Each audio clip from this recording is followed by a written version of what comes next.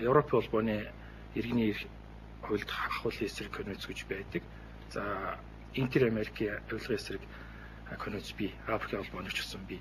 Тэгэхээр энэ дөрвөн том сүлжээний бүх туршлагыг 30 жил дэлхийн хэмжээнд бий болсон бүх авилгын эсрэг ололт амжилтуудыг нийлүүлээд авилгын эсрэг конвенц гэдгийг баталчихсан нэгдсэн үндэсний байгууллага.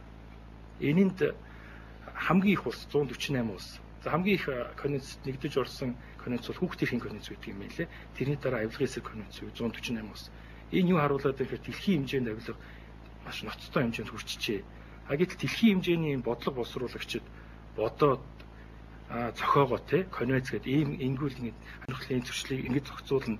Төрийн албаны ёс зүйн юм байх хэвээр нөгөө гинт хөрөнгөч хүн баяжсан тохиолдолд ингэ шийдэх нь одоо түрүүний яриад байгаа давуу байдал олгоод байгаа байхгүй юу? Илт давуу байдал олгоод байдаг. Тохирлын хэмжээ тооцох боломжгүй. Энэ тохиолдол 2002 оны хуулиар хүчинг болгоцсон шүү дээ энийг. Тэгэхээр энэ давуу байдал олгоод байгаа энэ зүйлүүдийг зохицуулахын тулд олон улсын хамтын ажиллагаа сайжруулахын тулд ард түмний хөрөнгийг хулгайлаад бусад орнд байршуулад байгаа тохиолдолд бид яаж авах вэ?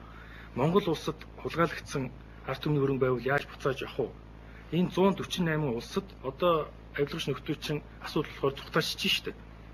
Гадаад улс дөрөд гарчиж байна. Тэгвэл одоо 148 улсад ямар ч лсэн очих болцоогүй болгож. Тэгэхээр энийг ерөөсөө нэг одоо тэр дэлхийн бодлого боловсруулагчид бодоод ингээд авилгын эсрэг нүүбийн конвенц гэдээ баталчихсан юм ил үндэсний хуулиндаа нийцүүлэх асуудал байна.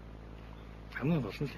За баярлалаа. Тэгэхээр бидний ярилцлага цаг дуусч байна. Тэгэхээр авилга ил төдийн асуудлаар өнөөдрийн одоо энэ хугацаанд ярихаас илүүтэй бас олон жил монголчууд ярьж байгаа мөн цаашдаа ч одоо ярих хамгийн том сэдв гэж бодож байгаа. Тэгэхээр Монголын эдийн засгийн чуулга улсаар авилга ил төдийн асуудлыг одоо хүндэн ярилцсан. Тэгэхээр манай өнөөдрийн одоо нэвтрүүлгэнд за авилгын тэмцэх газрын судалгаа шинжилгээний албаны дарга Батцориг, Үндэсний соёлын хөдөлгөөний тэргүүн Лавжиг, Улсын хурлын гишүүн Тэмүүжин, Дэлхийн банкны ажилтан Сүнжит манаар оролцож авилгалын асуудлаар өөрсдийнхөө байр суурийг илэрхийлээ мэдээж эндээс эцсийн шийдвэр гарахгүй. За гэхдээ эдийн засгийн форумоос бас үр дүн гараасаа гэж одоо найж байгаамаа. Ингээ дараагийн дугаар хүртлээ баярлалаа.